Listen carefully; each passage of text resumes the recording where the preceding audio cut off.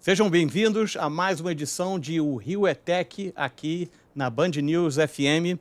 E a gente vai falar hoje sobre uma tendência que já existia, mas que ganhou muita força durante e após a pandemia.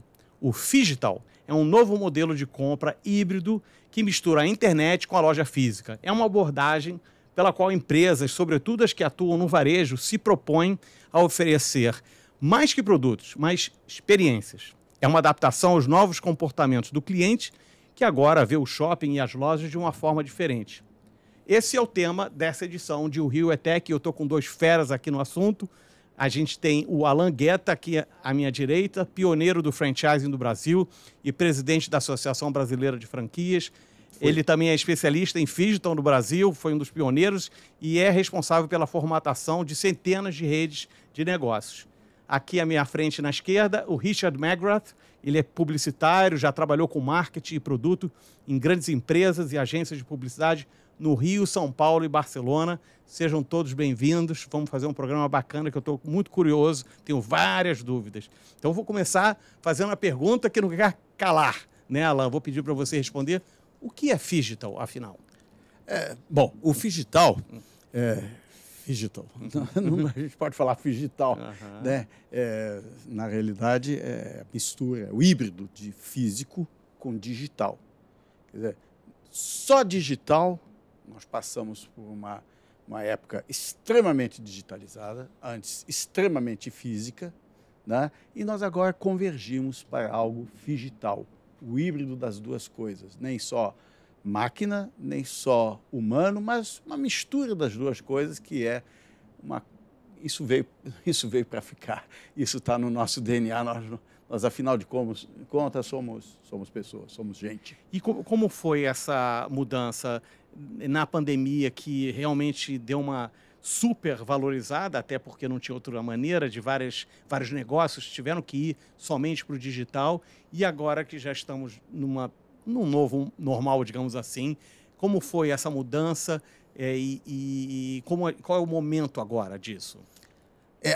Eu diria de equilíbrio mais, certo. Talvez. A academia, a pandemia, de uma forma geral, foi um acelerador de tendências, né? As tendências já existiam, estava tudo aí na mesa mesmo, nós já estávamos posicionados em Phygital, e aí veio a pandemia, aquilo que teria que acontecer em 10 anos, aconteceu em 1. Então, todo mundo foi totalmente, por falta de opção, como você disse, Roberto, todo mundo foi diretamente para o digital. Aí houve uma volta, e a gente está hoje recuperando o meio termo, que é onde reside, em geral, a sabedoria. Exatamente. Nem cá, nem lá. Isso aí. É o que você bem falou mesmo, Alan. Na verdade, já acontecia, né? Se a gente analisar, o consumidor já entrava em buscador, já buscava informação de produtos e serviços, já rastreava preço e, no final das contas, ia para a loja comprar ou comprava digitalmente, através do e-commerce. Então, na verdade, é uma terminologia que está na moda, mas que já existia antes da pandemia, como você bem colocou, Beto. A gente até estava discutindo um pouco antes aqui também, né, falando um pouco da NRF, que é a maior feira de varejo dos Estados Unidos, aconteceu em janeiro, que para mim foi a grande conclusão de tudo que eu vi lá, que assim, as marcas, especialmente as de produto, né, de grande consumo, vamos chamar assim, elas estavam mais físicas, foram ao extremo do digital, e o grande tema e a expressão que surgiu em praticamente todas as aulas e palestras era vamos back to basics. Então, na verdade, voltou para o meio do caminho, né? Você tem experiência on e off ao mesmo tempo. É a mesma discussão quando você fala um pouco do mundo das agências de publicidade que a gente tinha 10, 15 anos atrás. Aquele perfil é off, aquele perfil é on. Hoje em dia não pode ter isso, né? O profissional ele tem que ser híbrido, na verdade. Profissional, produto, etc. Né? Eu vou chamar, então, outro nomezinho desses que a gente viram moda, né? O que é o Omnichannel ou Omnishopper? O que é isso, Richard? Fala para mim. O Omnichannel, na verdade, o Omnishopper é tanto a marca ou o negócio e o consumidor que interage de forma múltipla, né? Tanto de forma online, buscando na internet, tanto através de um chatbot, conversando com um robô, que parece ser um funcionário de uma marca, mas não é um robô, e, eventualmente, indo ou na loja experimentar um produto ou mesmo recebendo em casa. É muito comum no mercado de moda, especialmente, né? A gente está falando aqui Rio Tech, acho que uma das grandes fortalezas do Rio de Janeiro é o mercado de moda. A gente vê que acontece muito isso, é normal. Pessoa provar, fala né? no WhatsApp com a vendedora e algumas horas depois tem uma sacola em casa com vários vestidos, ela prova, gostou, não gostou, paga ali pelo Pix, pelo WhatsApp, o que seja, link de pagamento. Então, assim, na verdade, o Omnichannel e o Omnishopper é essa mistura, essa jornada híbrida que acontece já, acho que já há muito tempo, como a gente acabou de falar, mas ela está cada vez mais profissional, mais profunda, né? Aí você começa a mesclar com o papel das influenciadoras, os influenciadores digitais também, a potência enorme. Não é nada de novo, mas é um negócio que é bem interessante. Por exemplo, você via alguns anos atrás, todas as marcas iam muito assim, quem é o grande influenciador, né? Mercado de franquia. O Alan pode falar bem assim, eu vivi uma experiência nas marcas que eu estou tocando hoje em dia, a Orthopride Body Laser, Orthopride Ortodontia Estética, Body Laser Depilação. O meu possível franqueado perguntava, quando a gente lançou a Body Laser há 3 anos, quem vai ser a cara da marca? Muitos esperaram saber quem era a cara da marca para comprar a franquia. Hoje em dia você já vê um pouquinho diferente. A estratégia não é só ter um grande embaixador, um grande influenciador. O ideal é você ter aquela, vamos chamar assim, numa expressão em inglês, long tail. Você ter a cadeia preenchida por grandes influenciadores, médio, nano, micros, etc., que vão te dar, às vezes, muito mais tração, um nano, do que um super influenciador, né? Perfeito, perfeito. Então, já que a gente está falando de franchising, ninguém melhor do que o Alan para falar sobre isso. Fala um pouco sobre a tua história no franchising, a história do franchising no Brasil, que eu acho que você acompanhou, né? E como está o momento como é que está esse setor hoje? Vamos lá. As franquias têm a ver com intimamente ligada à pergunta anterior, que o Richard bem respondeu aí, do Omnichannel. A franquia é um canal de distribuição. Omnichannel significa todos os canais. Os canais multi, o acesso ao consumidor final de N maneiras. A franquia é uma maneira de você chegar no consumidor final. E é uma maneira descentralizada, uma maneira interessante, porque ela não tem centro, cada um cuida de si. Então, ela consegue coordenar, principalmente no Brasil, que é tão importante, a parte fiscal, que é de uma complexidade, de um peso terrível para o empreendedor brasileiro, consegue tratamento, em geral, de empresa menor, tratamento fiscal de empresa pequena, e a parte trabalhista, que é outro dos maiores entraves ao desenvolvimento do brasileiro, toda essa rigidez trabalhista, faz com que pequenas pessoas, assim, com a mãe, com o pai, com o irmão, mulher, tal, eles se juntem e toquem uma pequena empresa com um custo trabalhista bem menor. E, em si, a própria franquia já não é uma relação trabalhista. Isso, você quis saber do início, isso quando eu comecei não era ponto pacífico.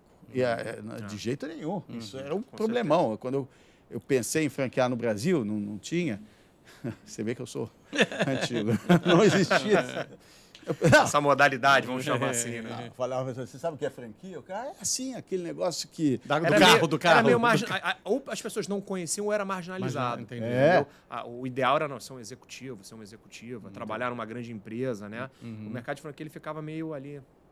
para escanteio, né? Franquia é aquela coisa que você bate o carro, o seguro não paga e tal. Isso era franquia. Então, nós fizemos a primeira franquia do Brasil, me lembro, foi na inauguração do Barra Shopping, fizemos eu e meus sócios, uma empresa chamada Mr. Pizza, ainda existe. Sim, eu conheci o dono, conheci. O dono era eu. Não, era um americano. O Charles Saba? Isso, que fez em Teresópolis a primeira, com um teste. Era o Charles Saba, Luiz Zamba e eu. Nós nos reunimos. Olha só. E nós fizemos a primeira rede. Só que não tinha negócio de franquia. Os advogados, vocês vão fazer... Como é que você vai formatar? Como é que é isso, né? De franquia. Primeiro que não tem, né? Não tem nem jurisprudência. Royalty, fundo de marketing. Não existe. Que troço é esse?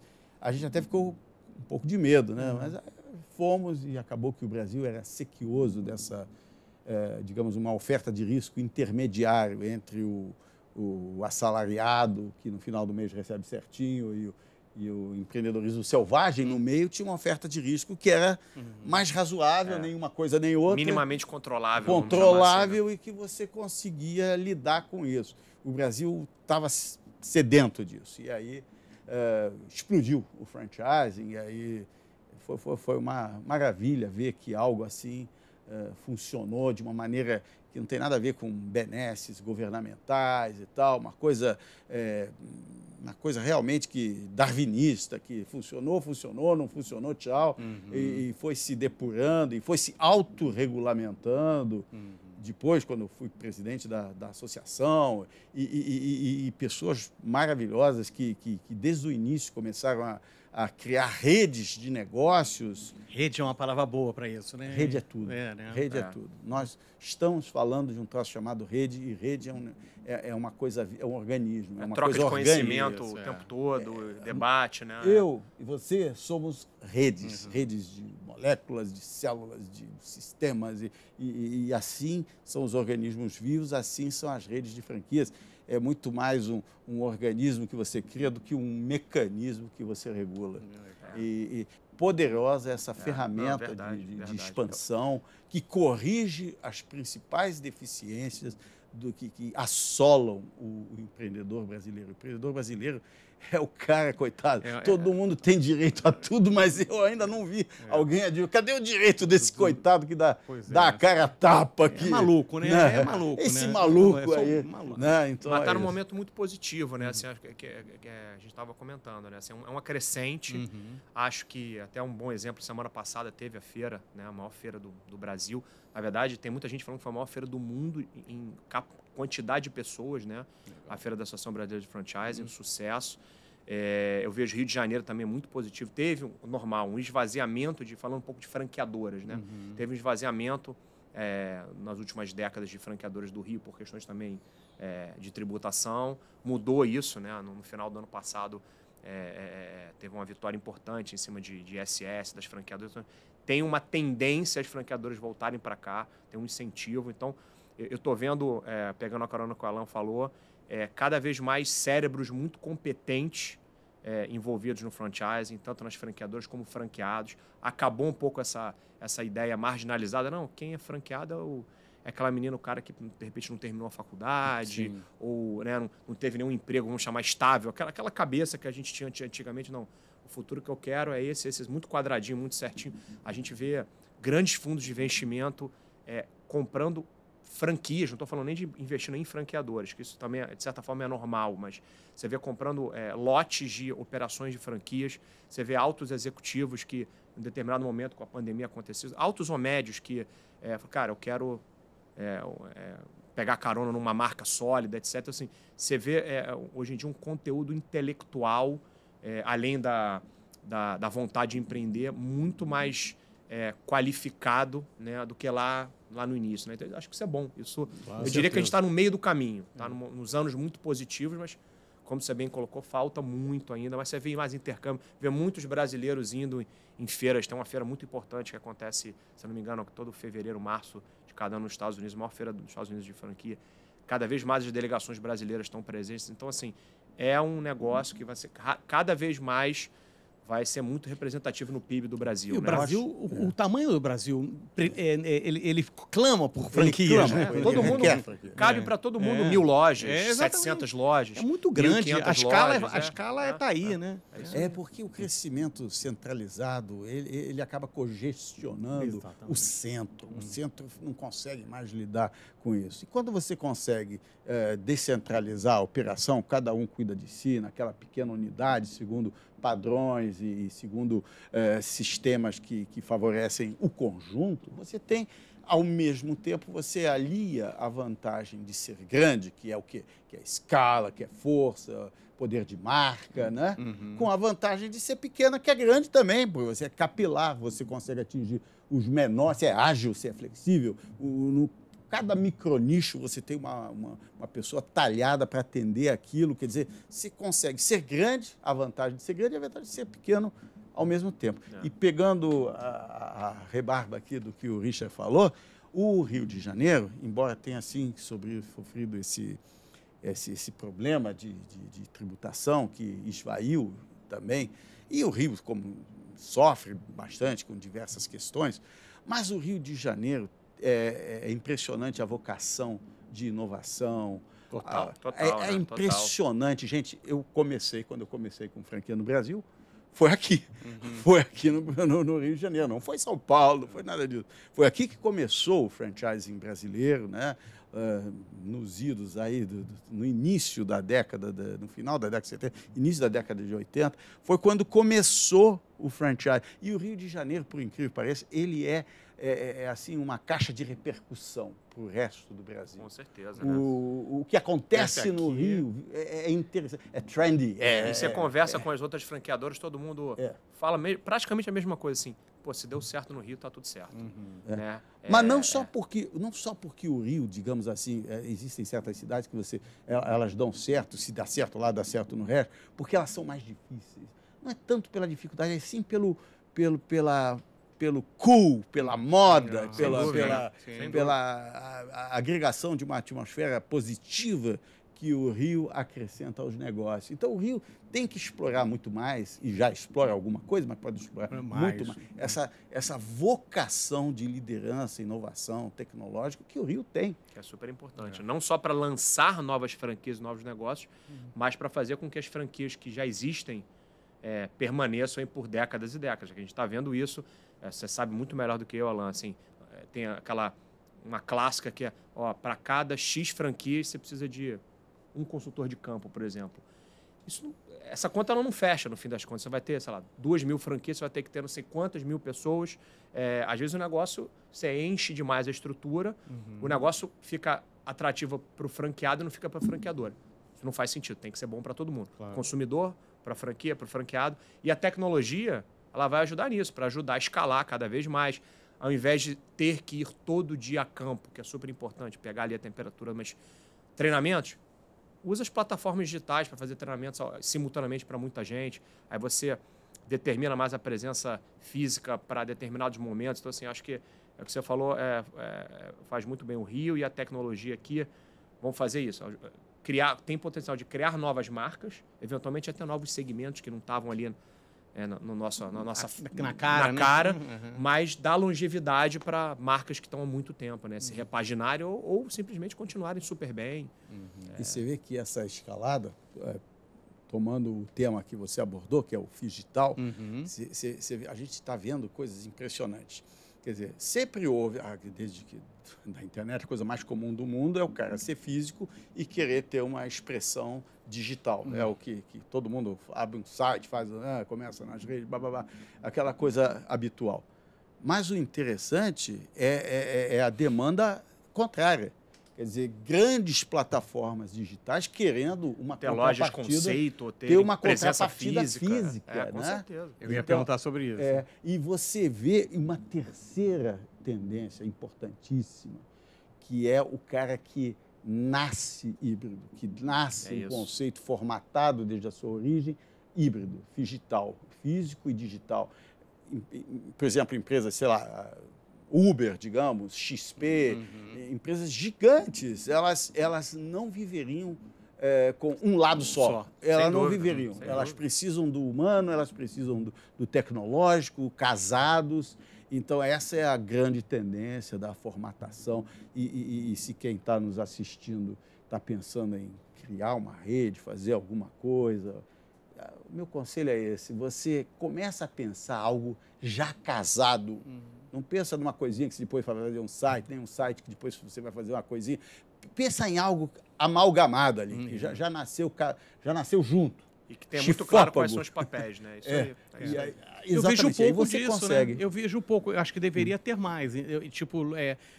Sites e com um showroom, pequeno que seja, em um shopping, para as pessoas testarem. Eu sinto falta disso. Assim, muitas vezes eu olho o produto na internet, vejo até em realidade aumentada para tentar colocar lá na minha casa, como ficaria isso, que é legal, é bacana, mas não é a mesma coisa de você tocar e ver então eu vejo pouco das lojas digitais com essa que você está falando, já algumas já tem, mas acho que deveria ser mais. Acho que um dos papéis do brick and mortar, né, que é o cimento e tijolo, é mostrar os produtos, é o showroom, né? Então, Não, sem dúvida. Mas é sempre... interessante como esse sentimento de carência disso é muito válido. Eu acho que nós estamos só no início desse processo. Nós estamos começando a ver algo poderoso acontecendo. E isso, apesar de estar avançado nisso, é o início do processo. Hoje, na minha empresa, tem a garotada que faz isso, a realidade aumentada, que não sei o quê. Para testar, né? Não, você não precisa, mas vai além do demonstrativo, do expositor. A experiência. Vai muito além disso. Né? Então, vai na questão de você criar, formatar o negócio já na equação financeira, integrando os dois mundos. Exatamente. Porque nós vamos... vai demorar um pouquinho, não é para ontem, todo esse papo de metaverso, Google Pro, não sei o que, Apple Pro, Vision, sei lá o quê, entendeu? Então, todo esse papo está aí, batendo na porta, mas ainda isso é a ponta do iceberg, né? Nós vamos ver, nós já estamos territorializando a franquia em espaços não físicos, ou seja, você meio que tem territórios virtuais, quer dizer, você vai franquear em que espaço? Meta-espaços, hiperespaços. E aí você não pode esquecer que, por mais fantástica seja, digamos que a sociedade passa por um grau de utilização dessas hologramas e tal, muito avançado, sempre haverá necessidade do last mile, da logística, da entrega, do produto, do físico, de alguém chegando para você, entendeu? Então, por isso que o digital, para mim, é a grande tendência dos negócios. Tem um caso super interessante que eu assisti uma palestra, tem mais ou menos umas 3 ou 4 semanas atrás, um evento em São Paulo, não é especificamente de franquia, mas é de um setor que, em princípio, depende muito do físico, shopping center. Um shopping na Argentina, né? Que estou resumindo aqui, né? Mas, assim, muito interessante o que eles fizeram. Eles fizeram um evento à noite, abriram um shopping, tá? Depois de um horário, lá, aqui no Brasil fecha às 10 da noite. Vamos dizer, acho que foi 11, meia-noite, tá? Um desfile de moda, tá? Chamaram vários influenciadores, nano, micro, médio, etc., tá? Abriram câmera, ou seja, foi live para a Argentina inteira. Então, um shopping que localizado em Buenos Aires, eu não lembro exatamente dos números, mas eu acho que tinham 6 mil pessoas no shopping, algo do tipo, tá? Mais ou menos. E a audiência era 10 vezes maior, tá? E as compras, tinha gente comprando no shopping e tinha gente comprando online, através dos live shoppings que eles falam, né, etc. As vendas, assim, venderam milhões de dólares online, muito mais do que vendeu físico. Então, acho que é um bom exemplo. Perfeito, né? Com os dados aqui certinhos, eu não tenho, mas me impactou muito isso. Ou seja, um negócio que, teoricamente, é muito físico. Eles esticaram essa experiência num horário diferenciado que as pessoas podiam estar tranquilo, todo mundo em casa, assistindo os desfiles e tal. E impactaram gente que mora 3, 4 horas daquele shopping, mas que viveu, de certa forma, a experiência. Era um shopping de luxo e tal. Então, acho que é um bom exemplo para deixar a experiência híbrida mesmo. Exatamente.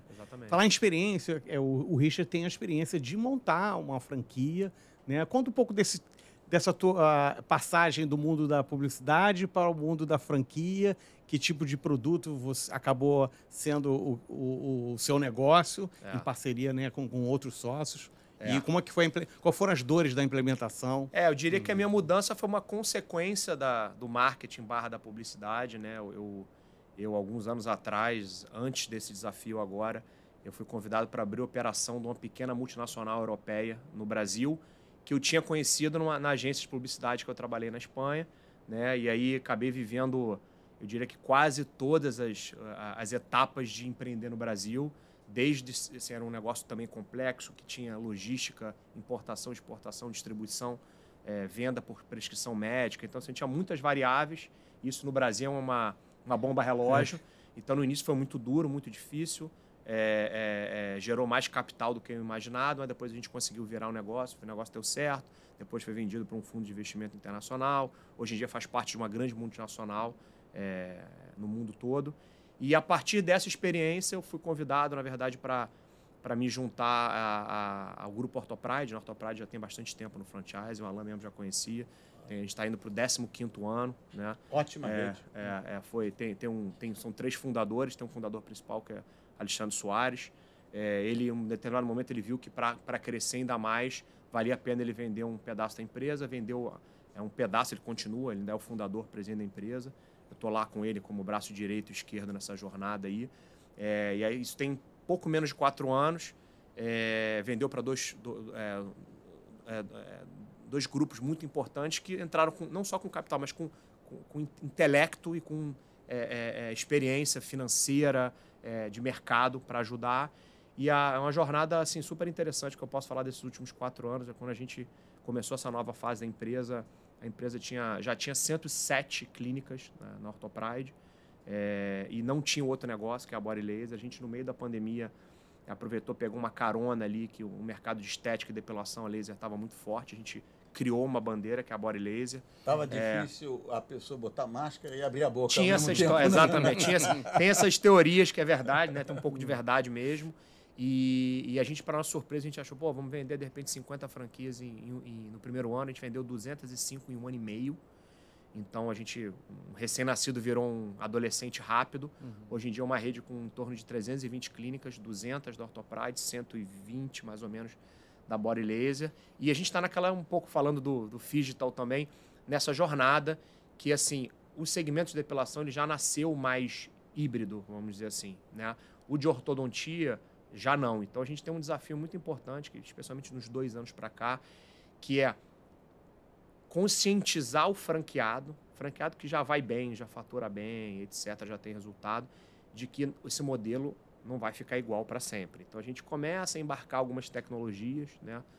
Começa a trazer novos produtos, só que é um trabalho contínuo, né? Assim, eu posso falar um pouquinho do que a gente fez desse tempo para cá. A gente criou uma célula de performance dentro da franqueadora. Então, assim, a gente pega a verba do fundo de marketing e a gente performa, ou seja, compra mídia no Google, compra mídia no Meta, TikTok, etc., e gera agendamento para o franqueado. Então, estou dando um negócio para ele. Eu, em vez de fazer, vamos chamar assim, a comunicação, marketing mais tradicional, patrocínios, etc., que a gente também faz, a gente diminuiu um pouco essa linha e foi mais para como é que a gente vai gerar mais negócio no mundo digital para o franqueado. Então, esse é um exemplo. Célula de performance, que hoje em dia, para vocês terem uma noção aí de números, a gente gera em torno de 15 a 12 mil, de 12 a 15 mil agendamentos de consulta por mês para a rede. Tá? Isso é bem... E é um tipo de ação que às vezes o cara não sabe como fazer, né? Exatamente. Assim, a gente entrega o agendamento ali para ele no sistema, a partir daí é responsabilidade do franqueado, né? Esse é um exemplo. Outro, a gente plugou a plataforma de CRM, que é um conceito muito antigo, mas o CRM é mais digital, mais automatizado. Para a gente, que por incrível que pareça, com 15 anos de empresa, a gente ainda não tinha implementado. A gente implementou há quase 4 meses atrás, um pouco menos. A gente já está vendo o resultado. A vida útil do nosso cliente, paciente, já aumentou em 1 mês. Então, alguns exemplos, tá? Estamos testando outras coisas, empresas de tecnologia, que assim, eu acho que é um dever da franqueadora, a Alan sabe muito melhor até do que eu, a gente não pode parar no agora. O nosso dever é que o franqueado ele perpetue anos e anos, né? A gente tem os ciclos de renovação de franquia, ele está de 5 em 5 anos com a gente, renova, não renova. A gente tem uma taxa, assim, praticamente 100% de renovação. É interessante dizer, por exemplo, no Orthopride nunca faliu uma clínica.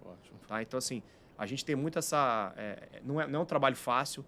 O WhatsApp, o telefone tem que estar toda hora à disposição, mas, assim, a gente está muito nessa jornada. Conscientizar que o negócio é bom, né? A gente tem 2 negócios diferentes, em 2 momentos diferentes. Um é muito maduro, um é muito mais essencial, o outro é mais jovem, mais competitivo, mais guerra de preço, é mais estético, vamos chamar assim, né? Mas conscientizar que não dá para parar com essa formuleta de agora.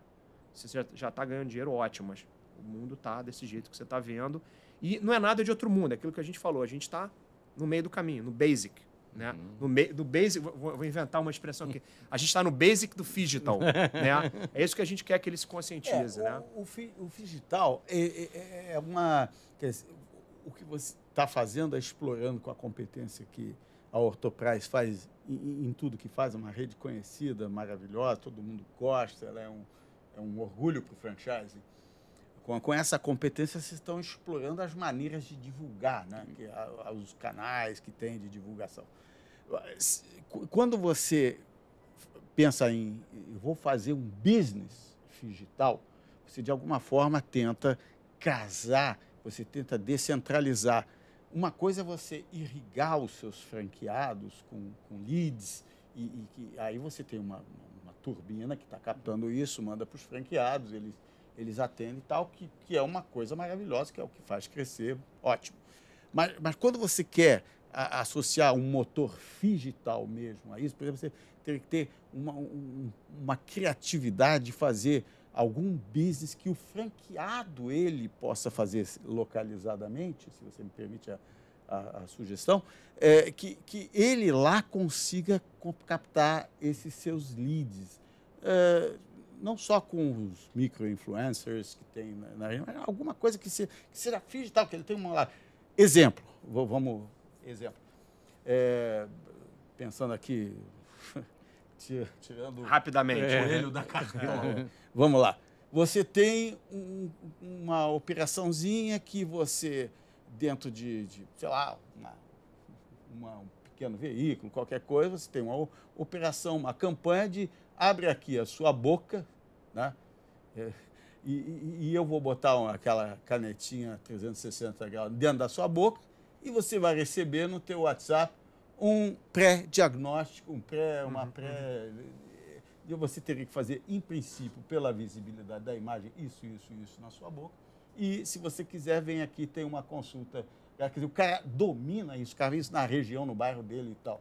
E isso me ocorreu, como eu formatei as franquias da Shell, o problema lá era fazer o cara... Porque quando o cara para de carro para abastecer num posto de gasolina, não foi você que vendeu nada, o cara que veio comprar. Até aí nada. O que você vai vender? O que o cara não vai comprar e você vai vender? Aí, para isso, tinha que fazer o cara admitir, abrir o capô do carro. Porque abrir o capô do carro tem lá 33 itens que você vai pode... ter alguma coisa ali que você vai conseguir.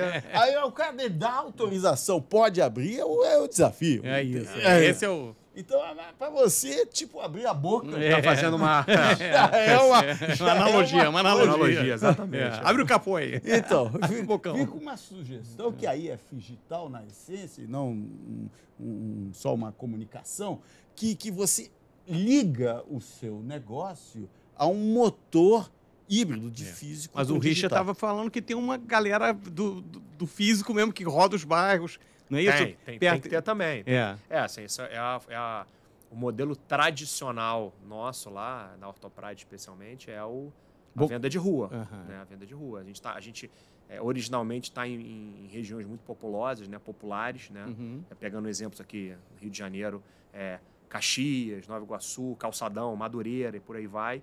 E a gente tem os vendedores de rua mesmo. Pego ali, a gente tem uma outra expressão que a gente usa, mas são os promotores. A gente tem um promotor que ele pega ali, convida ou leva a pessoa, o prospect, para dentro da clínica, e lá dentro tem uma apresentação do que é a empresa, o que a gente faz. Guerrilha mesmo, né? É guerrilha. E o desafio agora é isso, assim, você trazer ferramentas que vão ajudar... Quando você tem um gadget tecnológico, alguma coisa que seja interessante, que diga, uau, aí é diferente do cara te laçar na rua. Com certeza.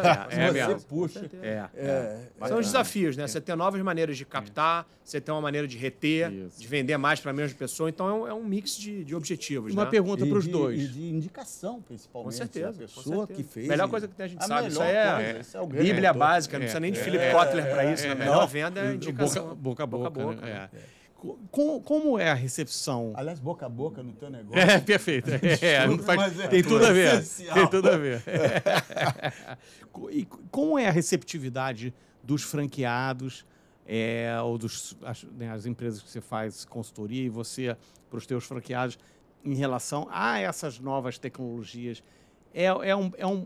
São pessoas que aceitam, são pessoas que refugam, tem a ver com a idade ou não, talvez nem tenha a ver, pode ter caras mais velhos que, não, vamos nessa, estou a fim de conhecer essas novas tecnologias, ERP, CRM, como é isso para você? Eu não vejo nenhum impedimento etário, zero.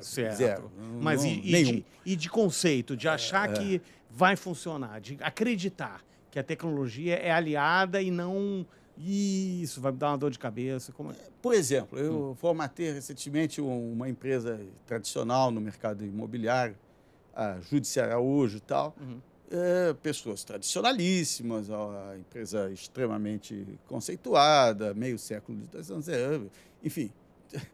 Vamos fazer um Home Hub, que é uma operação onde você dá um empowerment ao pequeno corretor e leva pessoas que não são corretores para se tornarem corretor mediante uma plataforma toda trabalhada, porque nesse mercado ou o cara é extremamente digital ou o cara é extremamente físico, exato, entendeu? Então fica difícil, porque não tem no meio. No meio está o digital, que é o contato humano que essa atividade precisa, não consegue prescindir desse dúvida, contato humano e, ao mesmo tempo, não consegue prescindir da alavancagem que a tecnologia dá a esse sistema. Esses passeios 360 graus, tem uma tecnologia Matterport, maravilhoso, você vê tudo, você vai... Né?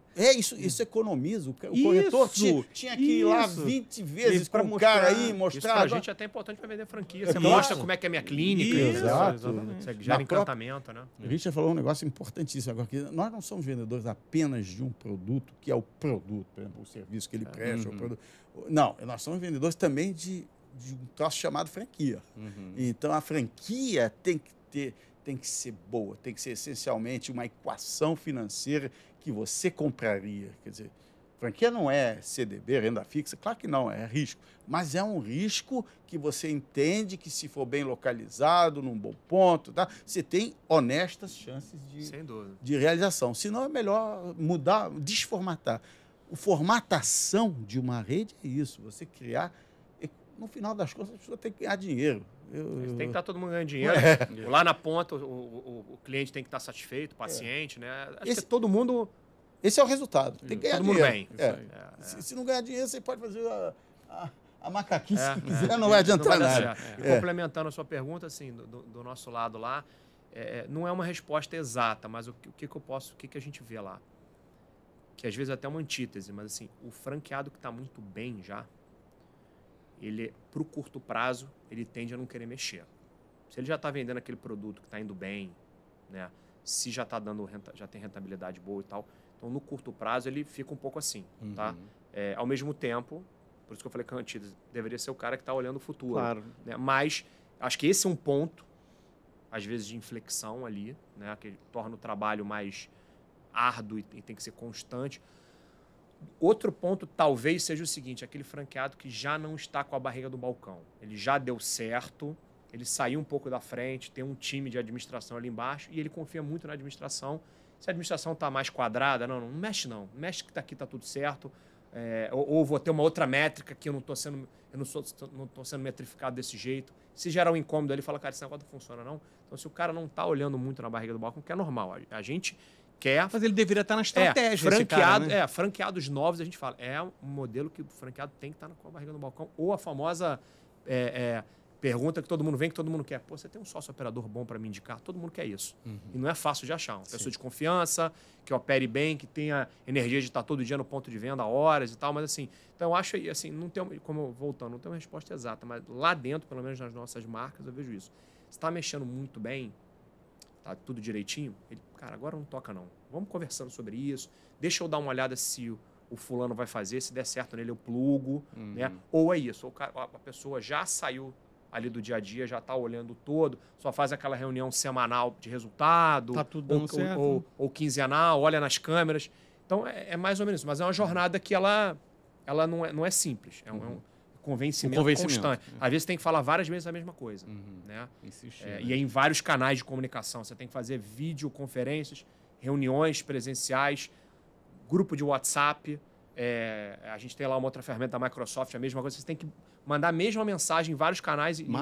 Martelar, que uma hora vai. Entendeu? Uma hora vai. E é importante nas redes a mão dupla desse processo de comunicação. Ou seja, Às vezes o franqueado está na ponta, ele está no Vendo fronte da alguma coisa. batalha. Ele está no isso aí. fronte da batalha. Você, às vezes, no quartel-general, está com uma ideia da batalha e ele está com uma visão muito crua, direta do que está acontecendo. Por isso que é bom pilotar, às vezes, né? Você pega um projeto, ó, pilota em 3, 4 unidades ali primeiro, vê o que acontece. Aí você vê, você vai escutando. Uma das grandes vantagens do franchise é isso, é a capacidade de você escutar caras que são realmente engajados, porque é diferente de um gerente. Eu botei um gerente, no final do mês ele está ganhando aquele dinheiro, um abraço. Deu certo, não deu. Eu botei um franqueado, ele botou a vida lá dele, ele botou dinheiro, botou as esperanças, botou a família, botou... Quer dizer, além de ser uma grande responsabilidade, ele está ligado em te trazer o feedback mais honesto, real possível. E é bom você escutar, porque o cara... É impressionante. Sei lá, o Big Mac foi invenção, por exemplo, de um franqueado, não foi do McDonald's. Que sentiu a necessidade. Estão pedindo, está com essa demanda. Se aqui. você não tiver essa mão dupla, você congela. Pessoal, a gente está com o tempo quase acabando. Eu vou fazer uma perguntinha. Eu queria 1 minuto, assim, pergunta meio que viagem sobre o futuro. Como é que vocês enxergam o futuro dos negócios aqui e no mundo? Que tipo de negócio, aí mais para o Alain, você acha que vai prosperar mais no Brasil? Qual a área? Eu não sei. É alimentício? É de beleza? Eu não tenho a mínima ideia. Então, eu vou começar pelo Richard. Como é que você vê o futuro dos negócios? Assim? Eu sou otimista por natureza, né? Então, assim, eu estou muito positivo, sem discussão alguma partidária, sem nada. Eu acho que os próximos anos vão ser anos bons. Aí falando um pouco de Rio Tech, Rio de Janeiro, acho que para o Estado vai ser muito bom. Acho que o 2024, 25, 26 aí, a gente está bem otimista, está muito focado, sabendo o que a gente tem que fazer. Tá? Então, acho que vai ser positivo. Em relação ao mundo, a gente está num momento, acho que vai ser cada vez mais delicada essa questão da exposição das pessoas, das opiniões, do que é verdade, o que não é nas redes sociais. Acho que isso é um ponto, assim, com inteligência vital artificial, que vai direcionar a humanidade. Né? Você vê como é que a gente fala um pouco discute como é que uma ferramenta, vou dar um exemplo aqui, como é que o WhatsApp foi comprado por tanto dinheiro se não tinha uma receita publicitária, etc. Foi comprado por uma grana tão forte porque ela já influenciava a vida de todo mundo. Já estava todo mundo usando e todo mundo anexando fotos, documentos, vídeos, etc. Então, as vidas das pessoas já estavam ali. Então, acho que esse é o grande desafio. Ainda é como usar a tecnologia, né? Falando do mercado de franquias e de negócios, a gente está, como eu falei, bem positivos, bem otimistas, mas tem esse ponto de atenção. Acho que está cada vez mais difícil para os gestores, executivos, etc., franqueados, gerenciar as pessoas. Tá? Para mim, o gerenciamento de pessoas é o maior desafio que tem, enorme, porque o comportamento dos jovens está muito diferente. A gente vê tudo em relação à pontualidade, em relação a como pedir, esse é um ótimo exemplo, como pedir um desligamento da empresa, assim, o negócio está mais solto hoje em dia. Às vezes não tem mais essa preocupação, não, olha só, vou ficar tanto tempo, vou fazer o handover aqui, né, vou fazer a passagem, vou me despedir direitinho. Hoje em dia, assim, cara, pessoal, tô indo no WhatsApp, acabou, papá. Então, assim, tem um grande desafio de gerenciar pessoas e a juventude cada vez mais ansiosa por resposta, rápido, tem que ser tudo, eu tenho que ter sucesso rápido. Na onda do Instagram, o story de 30 segundos. Eu não posso empreender, quebrar e não sei o quê. Então, para mim, esse é o grande desafio. Mas mesmo com isso, a nível de negócio, eu acho que a gente vão ter bons anos. Eu espero que a gente pegue carona. Eu acho que é um dos poucos ciclos, um dos últimos ciclos, acho que para Rio de Janeiro, para Brasil, a gente precisa abraçar e aproveitar, né? Alain, suas considerações finais. O Richard é um otimista, eu sou um mega otimista. Eu acho que a gente está num admirável mundo novo. Eu fico alucinado com essas coisas. Eu acho um barato isso. Acho sensacional a velocidade que novas coisas entram, que a mudança completa de como você aprende, da onde você aprende as coisas, né? Esses jovens... Tá certo, tem fake news, tem uma espiral para baixo gigante de tudo isso, mas tem uma espiral para cima, tem uma espiral de jovens fantásticos, fantástico, tenho acesso a coisas nunca antes vistas, que conseguem lidar com isso, e a tecnologia e as possibilidades do machine learning, enfim, de tudo que nós estamos vendo, da inteligência artificial, sinceramente, eu não vejo isso como uma ameaça, eu vejo como uma espetacular oportunidade. Dá acesso a mais pessoas, conhecimento, mais etc. pessoas. Sem dúvida. Sem Você, dúvida. embora tenha uma massa que vá usar isso para o mal e para baixo, vai ter uma grande massa também. Eu sou otimista, muito otimista com o ser humano. O ser humano é capaz de tantas imbecilidades, mas é capaz de coisas... Mas, graças a Deus, a maioria faz as coisas para o bem, né? Pois é uma coisa fantástica. Isso são ferramentas extraordinárias. Quer dizer, sei lá, o fogo pode ser usado para destruição, mas também pode ser usado para tudo. Entendeu? Então, como usar essas coisas como ferramentas vai ser nosso desafio. Eu acho que aos trancos e barrancos a gente vai para cima. A humanidade, vocês podem achar que não, acho que tem tanto negativismo, tanta gente... Somos três otimistas aqui. Tem que você sempre ver o copo meio cheio. Primeiro que você não pode ser empresário ou empreendedor de jeito nenhum, vendo os copos meio vazios. Você tem que achar que a coisa vai. Eu sinceramente acho que vai. Eu vejo a inteligência da garotada, interesse. Eu tenho certas pessoas na minha empresa, são mais jovens, são animados. Eu acho formidável. Não? E também vejo uns velhos animados, tipo eu, assim. Pessoal, é com a animação maravilhosa aí do Alan e do Richard que a gente termina mais uma edição de o Rio Tech. Voltamos semana que vem. Um abraço e até lá.